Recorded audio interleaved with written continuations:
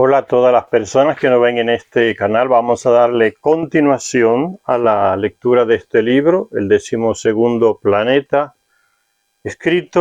primer libro que escribe Zecharia Sitchin, ya fallecido en el 2010, sobre los estudios, las traducciones, los textos que él sacó de las tablillas sumerias encontradas en Mesopotamia. Sabía interpretarlas, sabía traducirlas, sabía leerlas. Y de esas tablillas de miles de años de antigüedad nos saca todo este material, una riqueza astronómica, aulas astronómicas de la más profunda astronomía, para que en un lenguaje sencillo, en una pedagogía simple, podamos entenderla mejor. Continuamos entonces con la lectura en el punto que dice, sería como el quinto acto, esta parte de esta tablilla que habla de la epopeya de la creación, o sea, la creación cómo fue la creación de nuestro sistema solar, cómo se formó. Zecharia Sitchin va explicando ese texto de las tablillas sumerias y esa epopeya de la creación como si fuera en un escenario. Se abre el telón, llega una parte, termina esa parte, se cierra el telón, se abre el telón y comienza otra parte. Y ahora vamos a entrar en el quinto acto de esa presentación. Dice así: cuando el telón está a punto de levantarse para el quinto acto, es el momento en el cual el relato bíblico del Génesis se une al relato mesopotámico de la epopeya de la creación. O sea, los dos textos convergen, siendo que el texto mesopotámico es más antiguo que el de la Biblia. Entonces ahí se unen estos dos textos sobre el tema de la creación. Aunque hasta ahora no se había tomado conciencia de ello, pues es justo en este punto donde comienza realmente el relato de la creación de la tierra y el cielo. Al completar su primera órbita alrededor del Sol, Marduk volvió entonces a Tiamat, a la que había sometido. Después de la colisión de los satélites de Marduk o Nibiru con el planeta Tiamat, sigue su ruta, sale del sistema solar. Después, más de 3.600 años, vuelve y entra otra vez al mismo escenario porque quedó definido la misma órbita ya, capturado por el Sol. Y lógicamente entonces se va a encontrar de nuevo con los restos de Tiamat. Y ahora hay otra colisión de nuevo.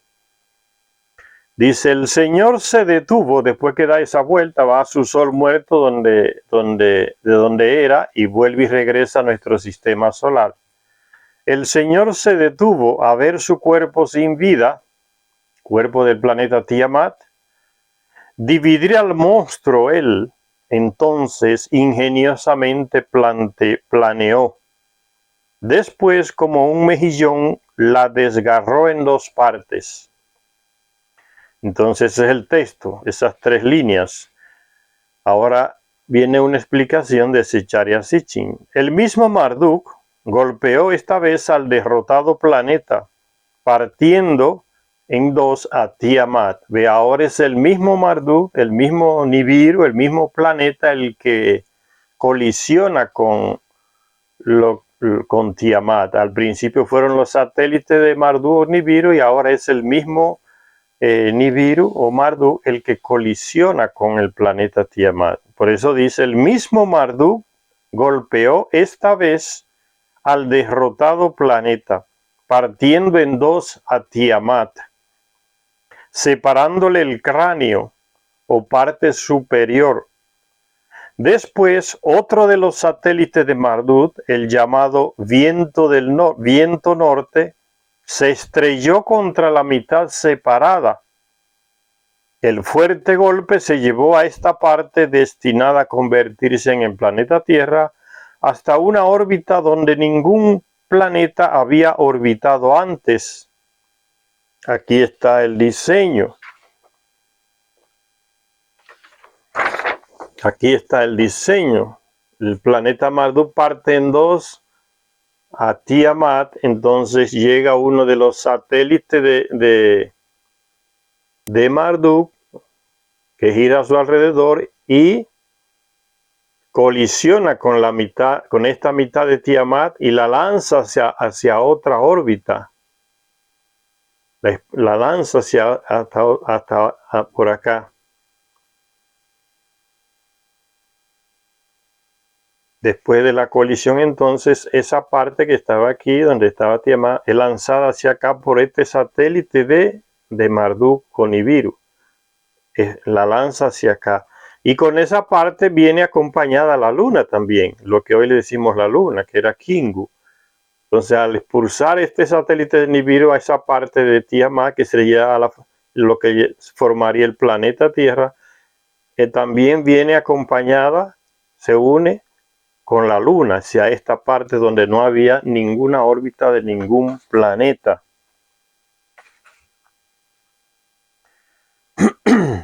El fuerte golpe que le dio el viento norte, ese satélite de Marduk, se llevó a esta parte destinada a convertirse en el planeta Tierra hasta una órbita donde ningún planeta había orbitado antes.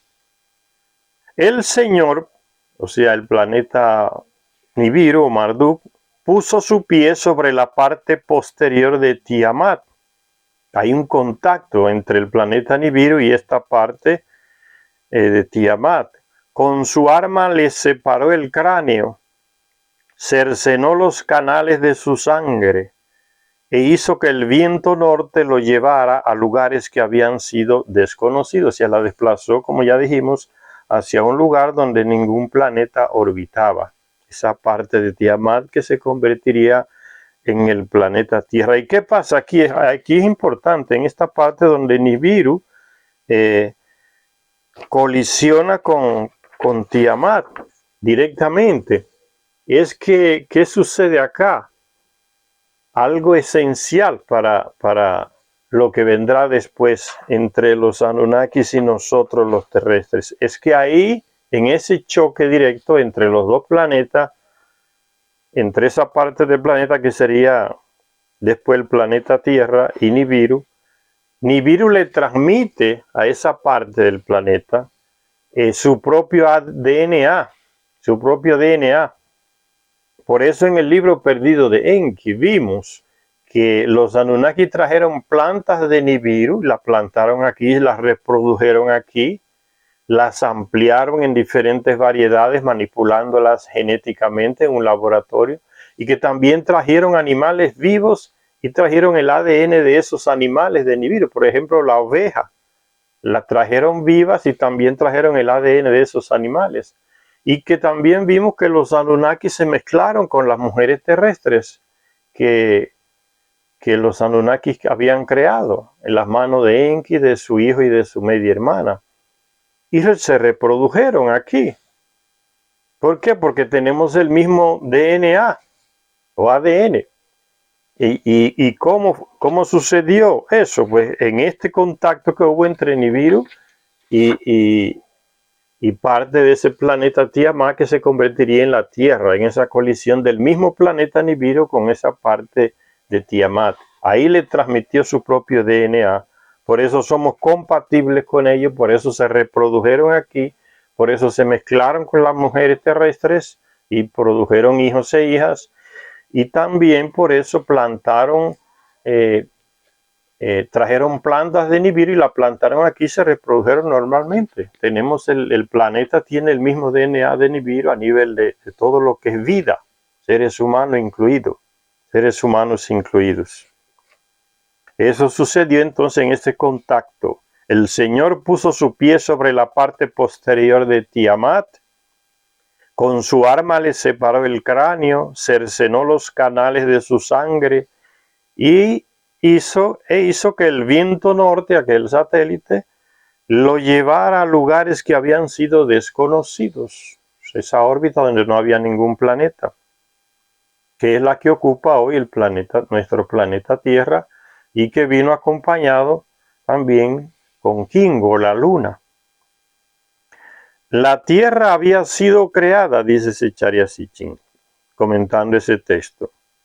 La parte inferior tuvo otra suerte. ¿Qué pasó con la parte inferior de Tiamat? En la segunda órbita, Marduk la golpeó convirtiéndola en pedazos. En esa segunda órbita que hace Nibiru, vuelve otra vez a nuestro sistema solar, parte a Tiamat en dos, le transmite su DNA y uno de sus satélites expulsa esa parte hacia un lugar donde no había ningún planeta orbitando. ¿Y qué pasó con la otra parte del planeta Tiamat? Entonces dice que Nibiru dice, la otra mitad la levantó como pantalla. Estoy leyendo el texto de la tablilla ahora. La otra mitad la levantó como pantalla para los cielos, encerrándolos juntos, como vigías los estacionó. Dobló la cola de Tiamat para formar la gran banda como un bracelete.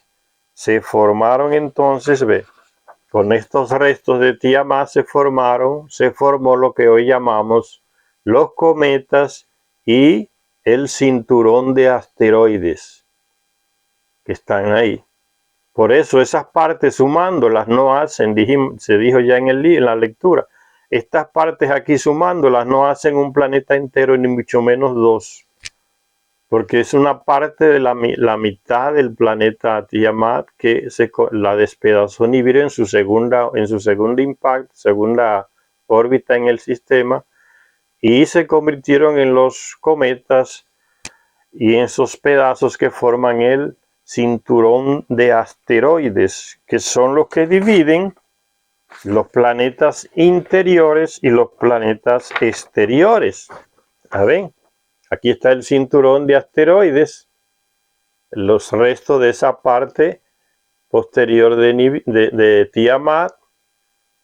Esos son los restos que giran en la misma dirección que Nibiru, porque fue el que los impactó y los destrozó, contrario a cómo giran los otros planetas. Entonces se creó como esa muralla que divide los planetas interiores, que son estos que van hacia el Sol desde Marte hasta Mercurio, los planetas interiores. Esta muralla aquí de asteroides, pedazos de Tiamat, divide de los planetas superiores, que son estos acá. También se dice las aguas superiores y las aguas inferiores. Eso pasó, a eso se está refiriendo. Se creó como esa muralla en el espacio, formada por todos esos pedazos que correspondían a la parte posterior de Tiamat.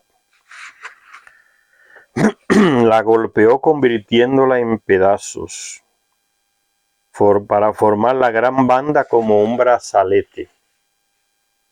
Dice Zecharia Sitchin, los trozos de esta mitad rota fueron repujados hasta convertirse en un brazalete, fueron colocados como en una posición uniforme todos.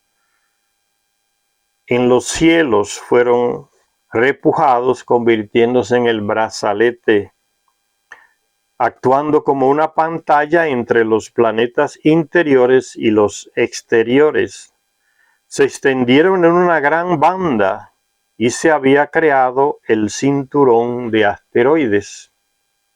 Astrónomos y físicos reconocen la existencia de grandes diferencias entre los planetas interiores o terrestres, Mercurio, Venus, la Tierra, su luna, Marte y Mercurio, y los planetas exteriores, que son desde Júpiter hasta Plutón. Dos grupos separados por un cinturón de asteroides. También encontramos en la epopeya sumeria el antiquísimo reconocimiento de estos fenómenos. Pero, además, se nos ofrece por primera vez una explicación cosmogónica científica. Cosmogónica científica, el origen científicamente demostrado, coherente, de los acontecimientos celestes que llevaron a la desaparición del planeta perdido que había entre Marte y Júpiter, que era Tiamat. y a la resultante creación del cinturón de asteroides, además de los cometas, y de la Tierra. ¿Cuál científico hasta el día de hoy ha podido darnos esa explicación? ¿Cómo se formó la Tierra? La Luna, ¿de dónde vino? ¿Dónde estaba? ¿Qué pasó con ese planeta que había entre Júpiter y Marte?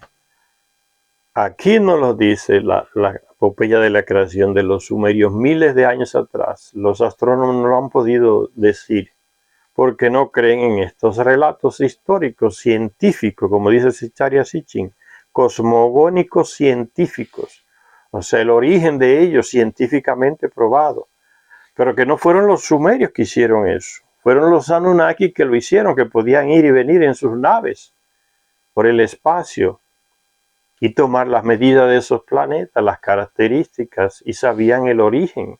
Son una civilización millones de años mucho más avanzada que la nuestra, y le transmitieron esos conocimientos a los sumerios, que los plasmaron en tablillas.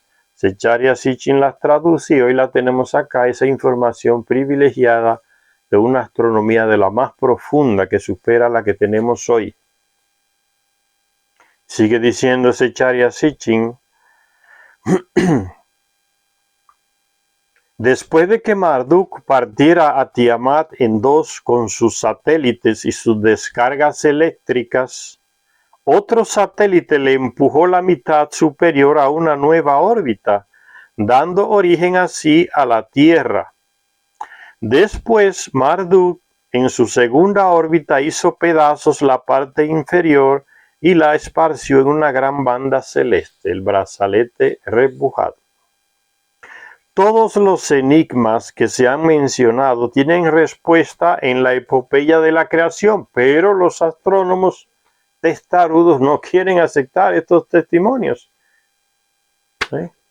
Cerrazón de mente de estos europeos y estadounidenses astrónomos.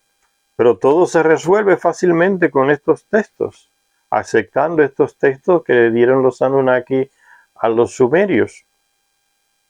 Porque si aceptan estos textos sumerios, están aceptando que existen civilizaciones más avanzadas que nosotros, que viven en otros planetas, los Anunnaki, que le dan los conocimientos a los sumerios. Por eso es que no lo quieren aceptar.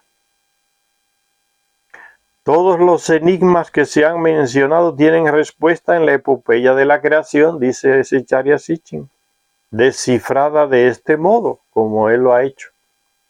Además, también disponemos de respuesta a la pregunta de por qué los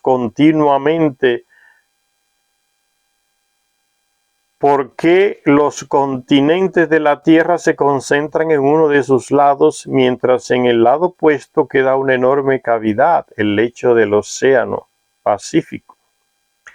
Las referencias constantes a las aguas de Tiamat son también esclarecedoras. A ella se le llamó el monstruo del agua, el monstruo acuoso. Y esto explica por qué la Tierra, como parte de Tiamat, que era, fue dotada también con esta agua. De hecho, algunos estudiosos modernos denominan a la Tierra planeta océano, pues es el único de los planetas conocidos del sistema solar que ha sido bendecido con estas aguas dadoras de vida.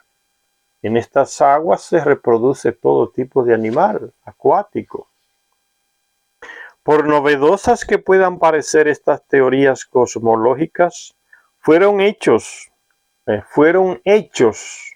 aceptados por los profetas del Antiguo Testamento y por los sabios cuyas palabras pueblan el Antiguo Testamento. El profeta Isaías recordó los días de antaño, cuando el poder del Señor, aquí no se está refiriendo a Yahvé de la Biblia, aquí se está refiriendo al mismo Señor que mencionan los sumerios, el Señor, el planeta Nibiru, planeta de los Anunnaki. Cuando el poder del Señor partió a la altiva, dice el texto de Isaías, hizo dar vueltas al monstruo del agua, secó las aguas de Tejón Rabá o Raba. Eso está en el profeta Isaías. Aquí Zecharia Sitchin no menciona en concreto el capítulo ni el versículo. Secó las aguas de Tejón Raba, llamado al Señor Yahvé, mi rey de antaño, llamando al Señor Yahvé, mi rey de antaño. Isaías le llama al planeta Nibiru, mi rey de antaño. El salmista también interpreta, o sea, en los salmos también aparece esta referencia. El salmista interpreta en unos cuantos versos la cosmogonía de la epopeya de la creación, cuando dice uno de esos salmos, por tu poder las aguas tú dispersaste, al líder de los monstruos del agua quebraste. ¿Ven? Como el Antiguo Testamento habla de los textos sumerios, de la creación. Aunque los manipuladores católicos, judíos, hayan querido presentarnos como que el tal Yahvé ese que hace todo, está claro que están refiriéndose a los textos sumerios, la epopeya de la creación de nuestro sistema solar y el protagonismo del planeta Nibiru o Marduk, como lo llaman los sumos sacerdotes servidores de este señor Marduk en Babilonia. Entonces el profeta Isaías, el salmista, pero también el libro de Job en el Antiguo Testamento igual, dice, y Job rememoraba al Señor celestial cuando hirió a los esbirros de la altiva, a los satélites de Tiamat, y con una sofisticación astronómica impresionante ensalzó al Señor que, dice Job, el dosel repujado, el cinturón de asteroides, el dosel repujado, el brazalete repujado, extendió en el lugar de Tejón. La tierra suspendió en el vacío, su poder detuvo las aguas, su energía partió a la altiva. Eso en el libro de Job está hablando de este mismo acontecimiento. Entonces, resumiendo un poco esta imagen donde aparece el impacto de Nibiru que destruye a los satélites de esa parte posterior, que era Tiamat, lo convierte en ese brazalete repujado, y después uno de sus satélites impacta esa parte superior, como el cerebro del planeta, y lo envía a una órbita junto con la Luna, lo envía a una órbita donde no estaba ningún planeta ubicado. Mirando esa ilustración, dice aquí el libro, Tiamat ha sido desgarrada, su mitad despedazada es el cielo, el cinturón de asteroides. Eso es el cielo para los sumerios, el cinturón de asteroides. La otra mitad, la Tierra, es empujada a una nueva órbita por el viento norte, uno de los satélites de Marduk o Nibiru. Uno de los satélites de Marduk, el principal satélite de Tiamat, Kingu, se convierte en la luna de la Tierra, la acompaña y es también empujada a esa nueva órbita junto con la Tierra, con esa parte de Tiamat que sería la Tierra. El resto de satélites componen ahora los cometas del cinturón de asteroides, el brazalete repujado. Entonces citábamos por último esa parte del libro de Job donde habla ya de este mismo acontecimiento que habla la epopeya babilónica o sumeria. Sigue diciendo el libro de Job, su viento extendió el brazalete repujado, su mano extinguió al sinuoso dragón, que era la representación de Tiamat, como si fuera una bestia, un dragón, un monstruo acuoso, mucha agua tenía. Pero en el libro perdido de Enki se nos dijo que Tiamat recibió mucho oro de parte de su creador, que fue el sol. Por algo entonces vinieron los Anunnaki desde Nibiru a este planeta en concreto y no a los otros a buscar oro para salvar su planeta. Y así lo hicieron. Consiguieron el oro de aquí de la tierra, llevaron cantidades enormes a Nibiru y lo molieron, le hicieron polvo y lo expulsaron hacia el espacio, y ese oro fue el único material que consiguió quedarse allá, no cayó hacia abajo de nuevo, y así se cerró ese agujero que había en la atmósfera de Nibiru que amenazaba con destruir el planeta. Eso lo vimos en el libro perdido de Enki que ya leímos. Entonces sigue diciendo Zecharia Sitchin, los expertos bíblicos reconocen ahora que el hebreo Tehom, que significa profundidad del agua, proviene de Tiamat, que Tehom Raba significa gran Tiamat. Ahora lo reconocen. Y que la comprensión bíblica de los acontecimientos primitivos se basa en las épicas cosmológicas sumerias. Allá está la fuente de esos relatos bíblicos, son anteriores al Antiguo Testamento. Habría que aclarar también que por encima de todos estos paralelos se encuentran los primeros versículos del libro del Génesis, donde se dice que el viento del Señor se cernía sobre las aguas de Tehón, que es Tiamat, y que el relámpago del Señor, o sea, el planeta Nibiru Marduk, según la versión babilónica, iluminó la oscuridad del espacio al golpear y quebrar a Tiamat, creando a la tierra y a Raquia, que literalmente significa Raquia, el brazalete repujado. Esta banda celeste, hasta ahora traducida como firmamento, recibe el nombre de cielo en los textos sumerios. A eso es que se le llama el cielo. El libro del Génesis, en el capítulo 1, verso 8, afirma explícitamente que es a este brazalete repujado a lo que el Señor llamó cielo, Shamaín. Los textos acadios también denominan a esta zona celeste el brazalete repujado, con la palabra Rakis.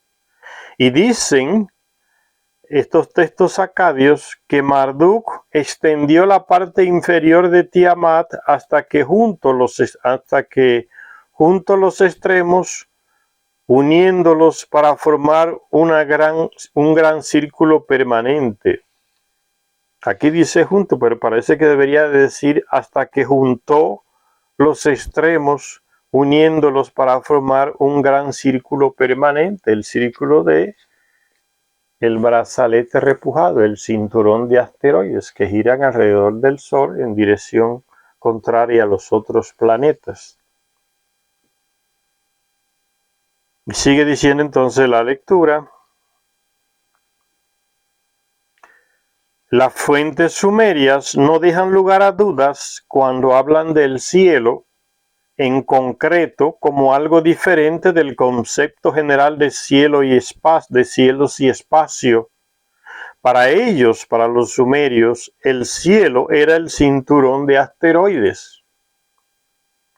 La tierra y el cinturón de asteroides son el cielo y la tierra, que aparecen tanto en las referencias bíblicas como mesopotámicas, creados cuando Tiamat fue desmembrada por el Señor Celeste, el planeta Nibiru o Marduk, según la versión de los sacerdotes babilónicos. Tras el empujón que le dio a la Tierra el viento norte de Marduk, aquel satélite de Marduk que la envió a esa parte donde no orbitaba otro planeta, tras el empujón que le dio a la Tierra el viento norte de Marduk, para llevarla a su nueva posición celeste, la Tierra obtuvo su propia órbita alrededor del Sol, dando como resultado las estaciones, y recibió su rotación axial sobre su eje, dándonos con esto el día y la noche. Los textos mesopotámicos afirman que una de las tareas de Marduk después de crear la tierra fue que asignó a la tierra los días del sol y estableció los recintos del día y la noche. El concepto bíblico es idéntico cuando dice: y dijo Dios, haya luces en el cielo repujado, para dividir entre el día y la noche, y que sean señales celestes para las estaciones, para los días y para los años. Está citando el libro del Génesis, la creación. En la actualidad, los expertos creen que tras convertirse en un planeta, la Tierra era una esfera ardiente de volcanes en erupción que llenaban la atmósfera de brumas y nubes. Los expertos creen eso. Cuando la temperatura descendió, los vapores se convirtieron en agua, separando la faz de la Tierra en tierra seca y océanos. Entonces los volcanes con sus erupciones ayudan a fortalecer la atmósfera del planeta después que se enfría toda esa nube.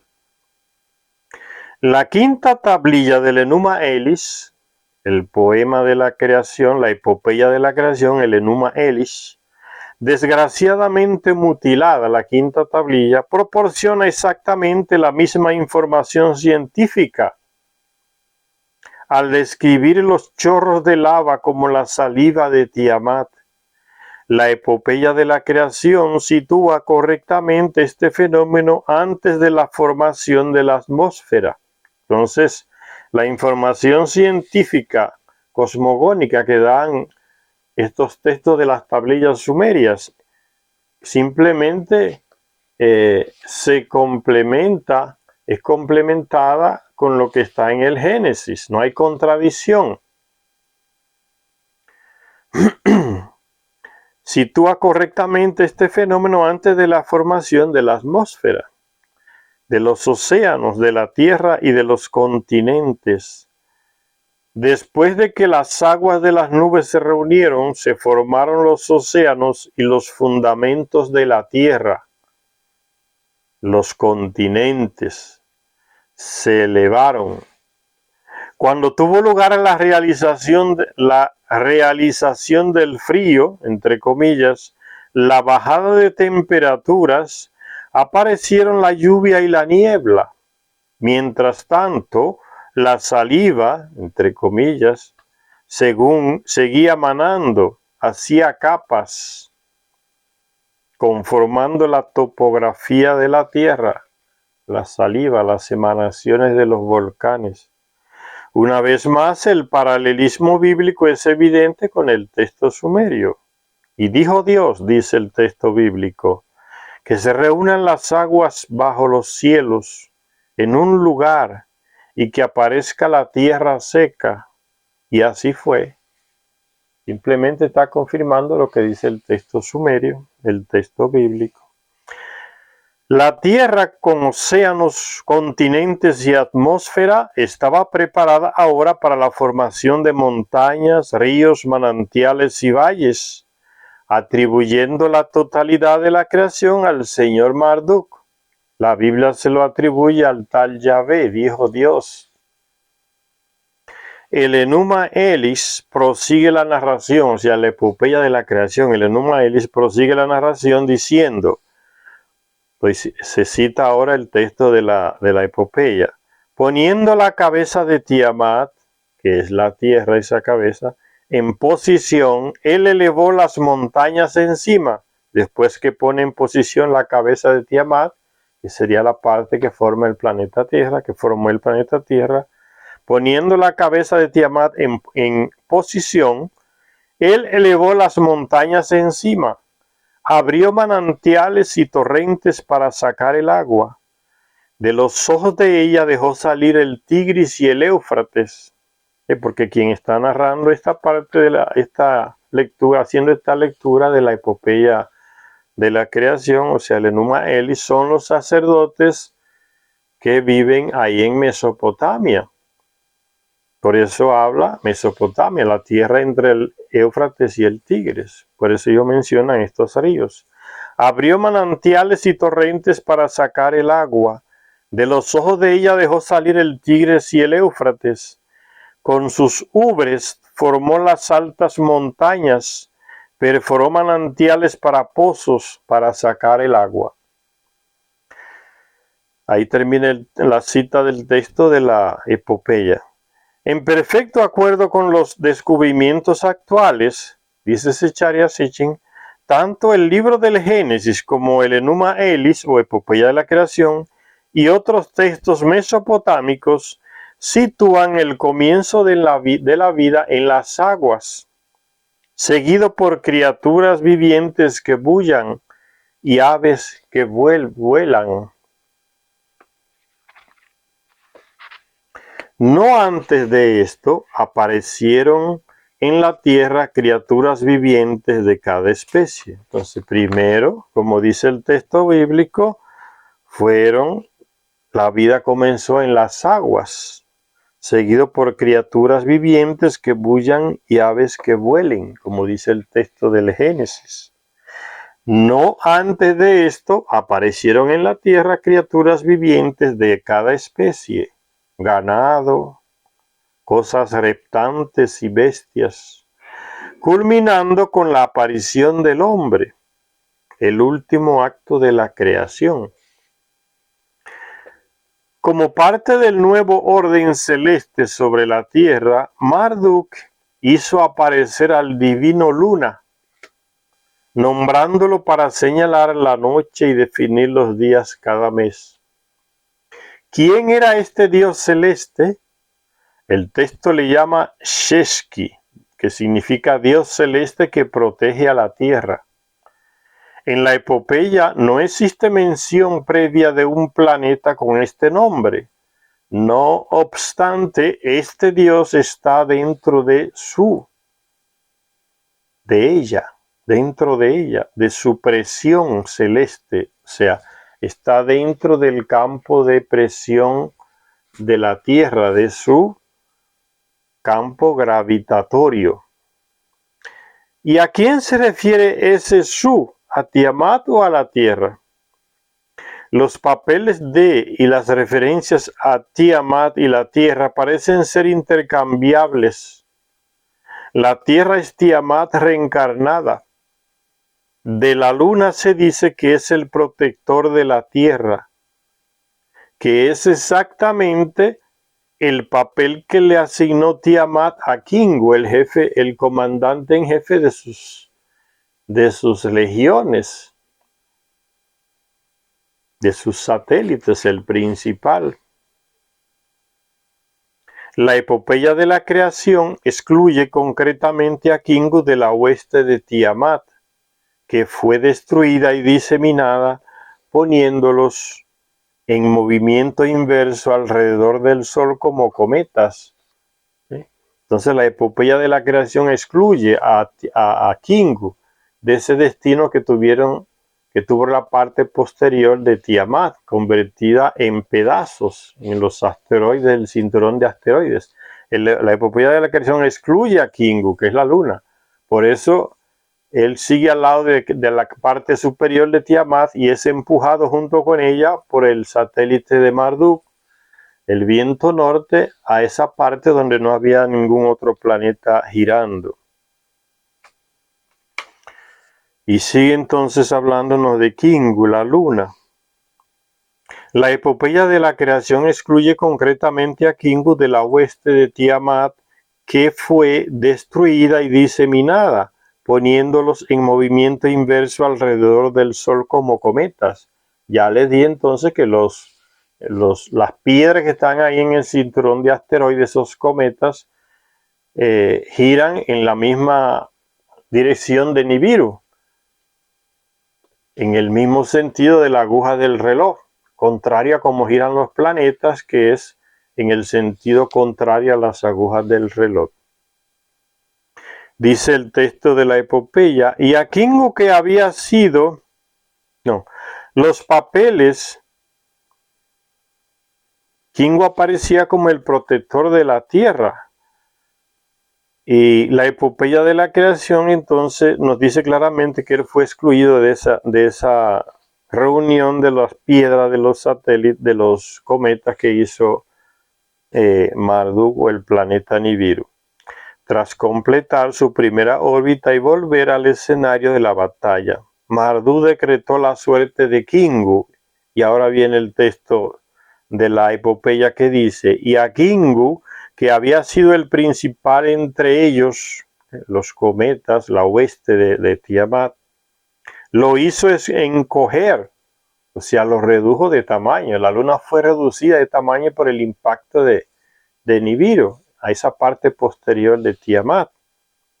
No lo destruyó, no lo despedazó como a los otros satélites, sino que lo redujo de tamaño, y algo más, lo hizo encoger, redujo el tamaño, como al dios Dugai lo consideró. Le quitó la tablilla de los destinos, que no era legítimamente suya.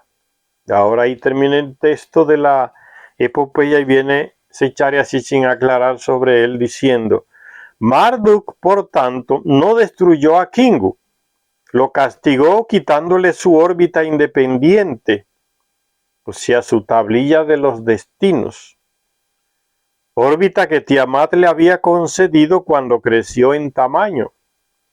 A pesar de ser encogido, empequeñecido, Kingu siguió siendo un dios entre comillas, un miembro planetario del sistema solar. Por eso los Anunnaki lo contaban como entre los planetas. Son 12 planetas incluyendo la luna y el sol. Siguió siendo un dios celeste, un miembro planetario del sistema solar.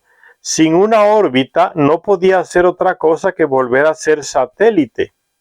Había perdido la tablilla de los destinos, o sea, la capacidad planetaria que le dio Tiamat. Nibiru se la arrebató.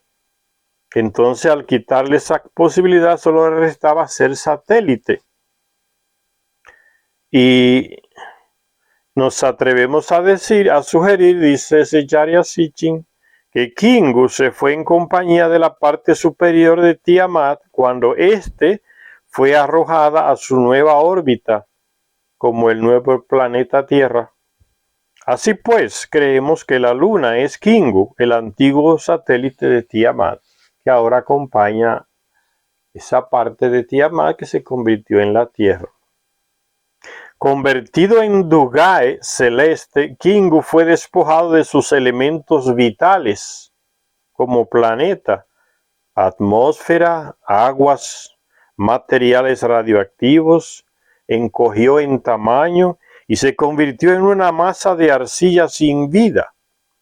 Estos términos sumerios describen a la perfección a la luna, a su historia recientemente descubierta, dice Zecharia Sitchin, y a la suerte que recayó sobre este satélite que comenzó siendo Kingu, gran emisario, y terminó siendo Dugai, olla de plomo significa. L.W. King, en su libro Las 7 tablillas de la creación, informó de la existencia de 3 fragmentos de una tablilla astronómica mitológica que ofrecían otra versión de la batalla de Marduk con Tiamat, y en los que había algunos versos que trataban del modo en que Marduk despachó a Kingu. King dice: Kingu su esposo con un arma no de guerra cortó, como que Kingu era el esposo de Tiamat. Kingu su esposo con un arma no de guerra cortó. Las tablillas del destino del Kingu cogió en sus manos, como que Marduk hizo eso. En una revisión y traducción posterior del texto hecha por B. Landesberger en 1923, se demostró que los nombres Kingu, Ensu, Luna eran intercambiables, se referían al mismo sujeto, la luna. Estos textos no solo confirman nuestra conclusión de que el principal satélite de Tiamat se convirtió en la luna, también explican los descubrimientos de la NASA referentes a una inmensa colisión en la que cuerpos celestes del tamaño de grandes ciudades se estrellaron en la Luna. Tanto los descubrimientos de la NASA como el texto descubierto por W. King, describen a la Luna como el planeta que quedó desolado. Coinciden, la misma información. Se han encontrado también sellos cilíndricos que representan la batalla celeste, que muestran a Marduk luchando con una feroz deidad femenina, Tiamat. En una de tales representaciones se ve a Marduk disparando su relámpago a Tiamat, en la boca de Tiamat, en la boca del monstruo acuoso, con Kingu claramente identificado como la luna, intentando proteger a Tiamat, su creadora. Aquí está Marduk disparando el rayo en la boca de Tiamat para que no la cierre. Y aquí está la luna como defendiendo a su señora, a su amante. ¿Ven? Aquí está la luna, aquí está Marduk, aquí está la luna y aquí está el monstruo acuoso Tiamat. A esa representación se refiere acá. En una de tales representaciones se ve a Marduk disparando su relámpago a Tiamat con Kingu claramente identificado como la luna, intentando proteger a Tiamat, su creadora. Esta evidencia gráfica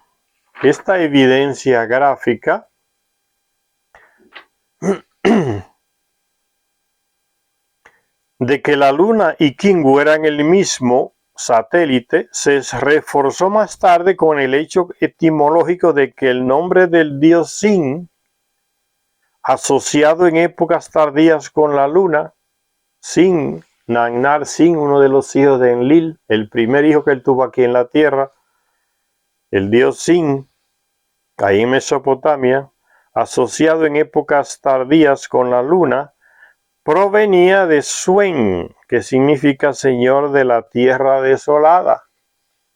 Él estuvo allá un tiempo en la luna. Cuando el diluvio llegó, Nagnar Sin decidió y le pidió permiso a los otros grandes que para ir a esperar que pasara el diluvio estacionado en la luna en una nave. Y fue allá. Por eso se le identifica con el dios Luna. Se han encontrado también sellos, ya leímos esa parte. Habiendo dispuesto de Tiamat y de Kingu, Marduk una vez más cruzó los cielos e inspeccionó las regiones. Se retira de nuevo a su sol muerto, a su estrella muerta, donde procedía. Por eso dice cruzó los cielos. Va de retorno a su estrella muerta. Cruzó los cielos e inspeccionó las regiones. Esta vez su atención se centró en la morada de Nudimmud, de Urano. Ea, de Urano no, de Neptuno, que era el nombre que se le asignó al Anunnaki, Ea o Enki. Nudimmud, el que hace cosas, el creador. Cruzó los cielos e inspeccionó las regiones, Marduk. Esta vez su atención se centró en la morada de Nudimmud o Neptuno, para determinar un destino final a Gaga, ¿sí? A Plutón, darle un destino final. La morada de Neptuno, para determinar. Recuérdense que Kingu no, sino Plutón o Gaga, ya le mostré en una figura anterior, estaba entre Neptuno y Saturno, del cual era satélite. Entonces dice que en esta segunda pasaje de Marduk Nibiru regresando a su estrella muerta, saliendo del sistema, pasa cerca de Neptuno y ahí determina el destino, la órbita de ¿quién? De Gaga, de Plutón. Habiendo dispuesto de Tiamat y de Kingu, Marduk una vez más cruzó los cielos e inspeccionó las regiones. Esta vez su atención se centró en la morada de Nudimmud o Neptuno para determinar un destino, una órbita, es un destino final a Gaga, el antiguo satélite de Anshar o Saturno, que fue convertido en emisario para los demás planetas.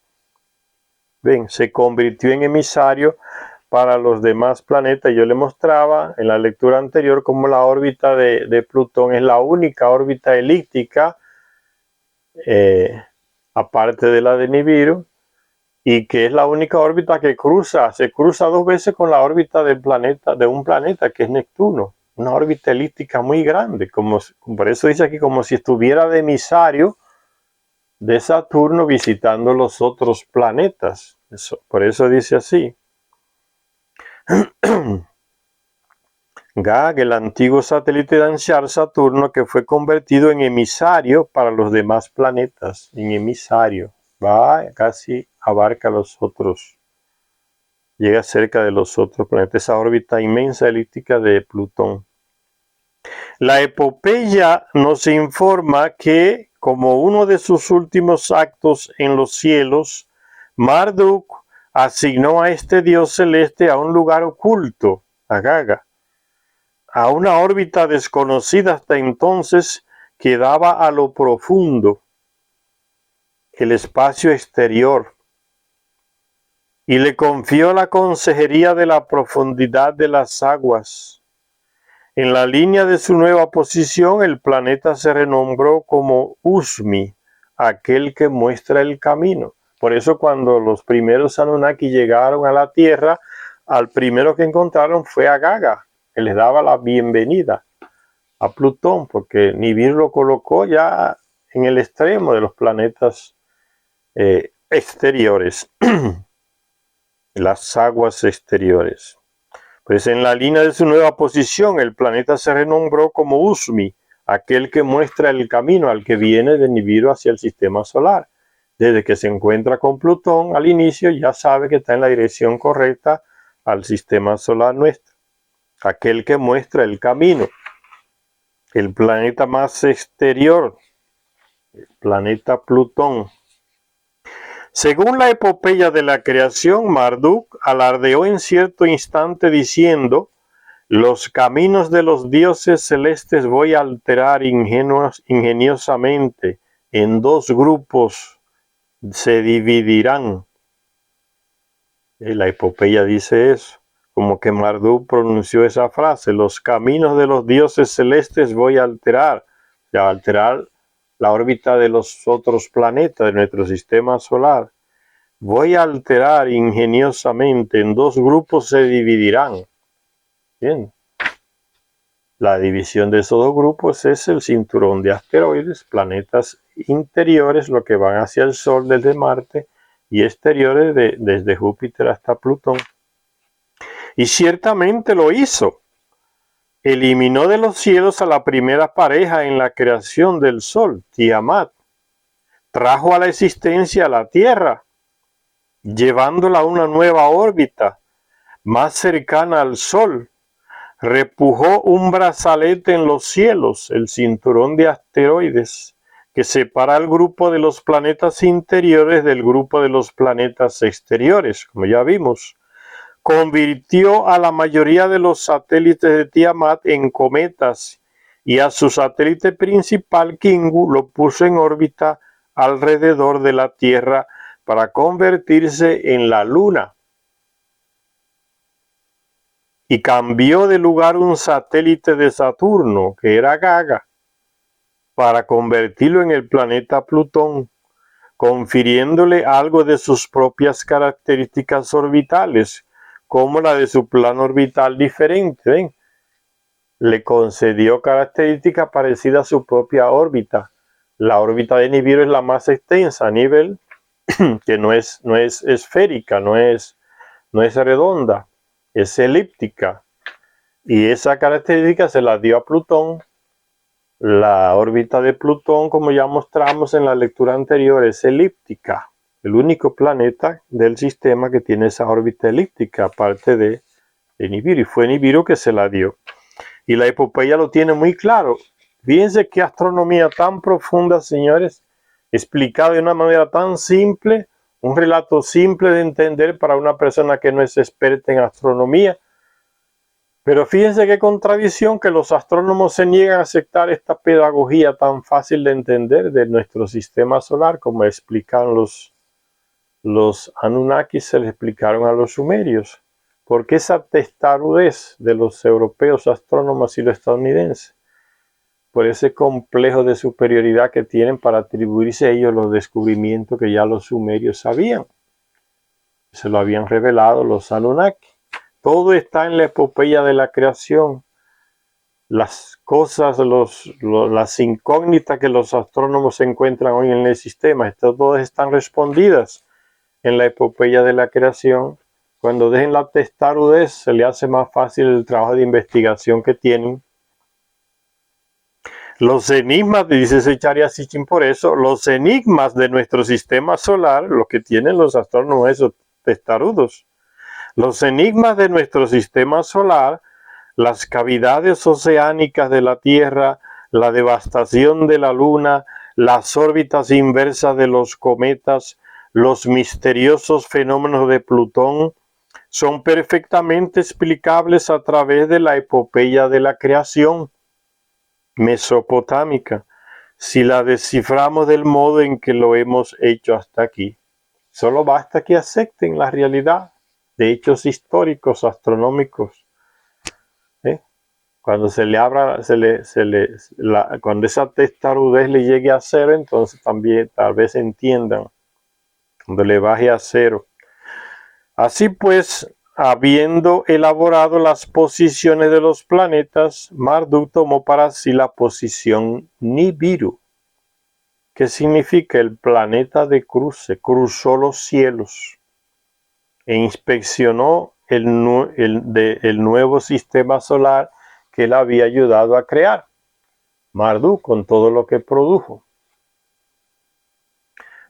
Ahora el sistema se componía de 12 cuerpos celestes con 12 grandes dioses como homólogos. Esos son los grandes, la composición que hizo Marduk del sistema solar nuestro, dividió, dio nuevas órbitas, creó nuevo planeta, creó cinturón de asteroides, una muralla que divide los exteriores y los interiores, planetas. A eso se refiere esta parte que vamos a terminar, en donde vamos a terminar esta lectura del quinto acto de esa escenografía a través de la cual Zecharia Sitchin nos va presentando esas partes de la epopeya de la creación. Gracias a todas las personas que nos ven. Hasta la próxima lectura.